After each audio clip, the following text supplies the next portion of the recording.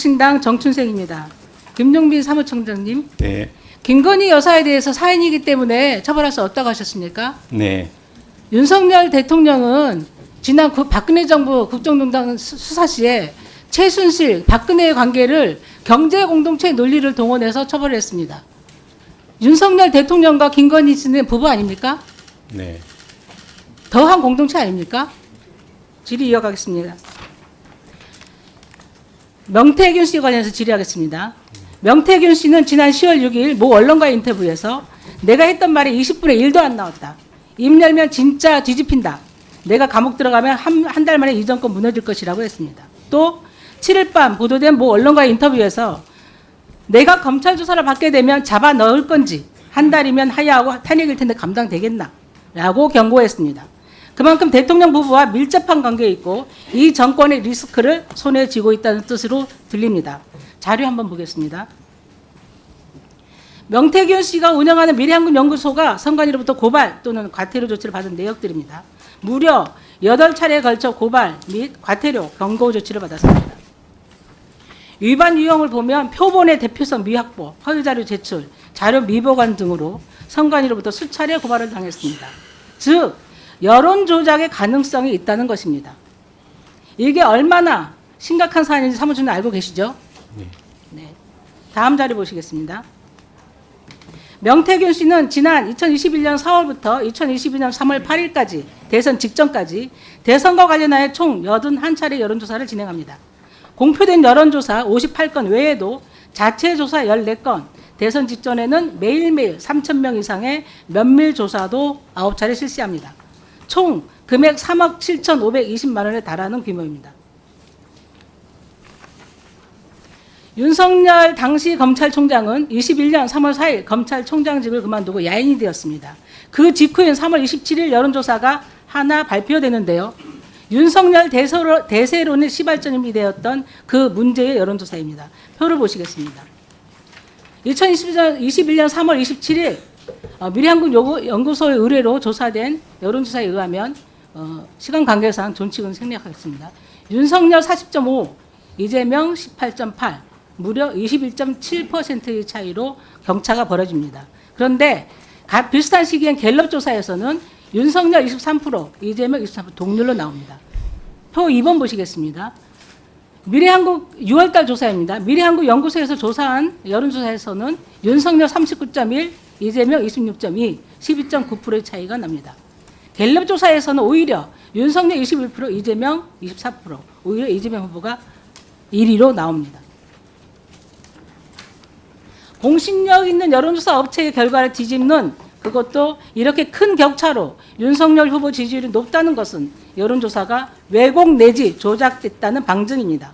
문제는 이 조작된 결과를 여러 언론과 정치 유튜버들이 퍼나르면서 자연스럽게 윤석열 후보 대세론이 형성되었다는 것입니다. 당시 여러 언론 보도를 보시겠습니다. 조선일보, 이거 말고요.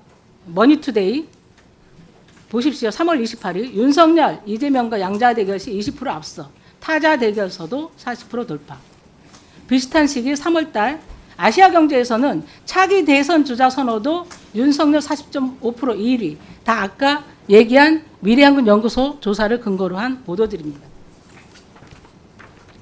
또 한 가지 중요한 의혹이 있습니다. 명태균 씨는 선거가 끝난 후 여론조사 비용 3억 7천만 원 정산을 위해서 당선인 부부를 찾아갑니다.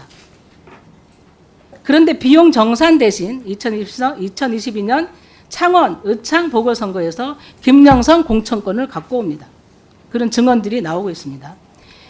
실제로 2022년 5월 9일 명태균과 회계 책임자였던 강혜경 씨의 통화 내용을 보면 명태균 씨는 내일 김영선 후보 공천 발표될 테니 현수막도 바꾸고 번선 후비 준비해라 말합니다. 실제로 그 다음 날인 5월 10일 김영선 공천이 발표됩니다.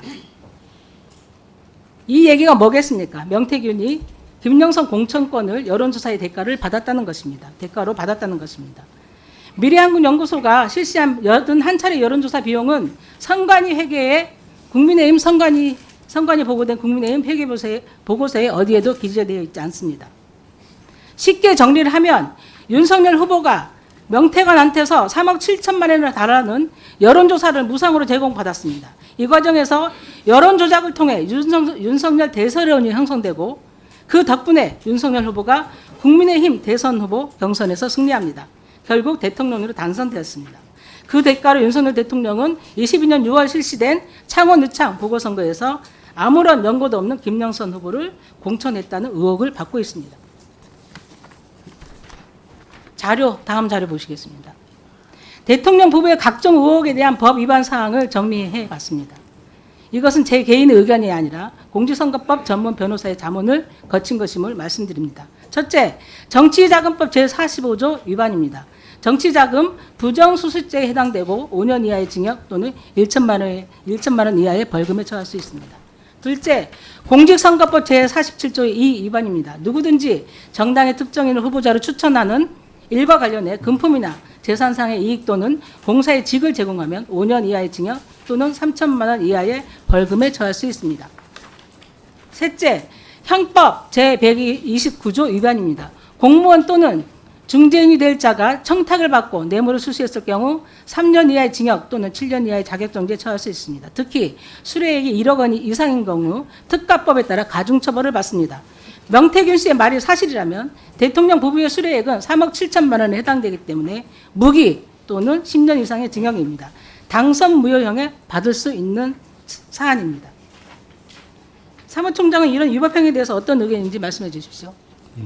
지금 이게 확정되지 않은 사실관계이기 때문에 제가 이게 법원으로 말씀드리기가 확정되는 거고요. 네, 아니, 의견은 이 무효합니다. 사실관계가 이게 어떤 게 진실인지에 대한 부분에 대한 고려 없이 말씀드리기가 굉장히 조심스럽고 다만 이 부분에서 지금 정보 여론조사의 결과값을 받아들일 때 지금 전제로 하신 것은 후보자가 직접 의뢰를 한 것을 전제로 하시는 거 아닌가요? 그죠? 예. 근데 만약에 그게 맞으면 모르겠는데 아니 그러니까 이제 의뢰를 하고도 돈을 지급하지 않은 그런 내용이 아니고 지금 그래서 그 부분은 말씀드린데 이미 이 부분은 수사 중인 사안이지 않습니까? 저희들이 기본으로 정할 때 조사와 수사가 양쪽으로 다 진행되는 경우에 국민들의 지금 결국은 저희가 이제 이런 겁니다. 결국은 저희가 조사를 해서 수사기관에 다시 그 결과를 이첩시킬 수밖에 없지 않습니까? 고발을 할 수밖에 없지 않습니까? 그러면 어차피 수사기관이 자기네들이 정해서 하는 것이거든요. 혹시라도 더 추가 질의할 거 있으면 현재 꺼진 상태에서 마무리해 주시고요. 그렇지 않으면 네. 박근혜 정부 국정농단 수사 시 당시 특검 수사팀장이 윤석열 대통령입니다. 지금 윤석열 대통령 부부가 받는 혐의는 그때의 이런 중대 범죄 사실이 드러나고 있음에도 중앙선관위가 조사도 하지 않고 아무런 조치를 하지 않는 것은 직무유기를 넘어서 정권을 비하하고 있다는 의심을 할 수밖에 없습니다. 정권은 유한합니다. 윤석열 대통령이 네, 마무리해 주시기 바랍니다. 네, 고생하셨습니다. 다음은 존경하는 이다리 의원님.